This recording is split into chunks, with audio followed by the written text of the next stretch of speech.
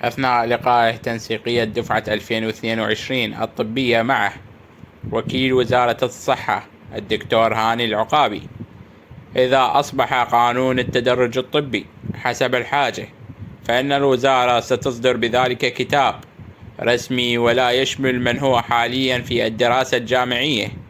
باختصار وحسب كلامه، إذا صدر كتاب رسمي أنه التعيين صار حسب الحاجة راح يتطبق على الدفعات أو الدفعة اللي باشرت بالدوام ورا ما صدر الكتاب وتعدل القانون. يعني حسب كلامك كل الطلاب الدارسين بالمجموعة الطبية حاليا من المرحلة الأولى إلى المرحلة الأخيرة تعيينهم مركزي.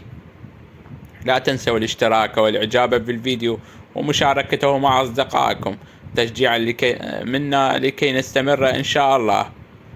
وشكرا جزيلا لكم على حسن الإصغاء والاستماع.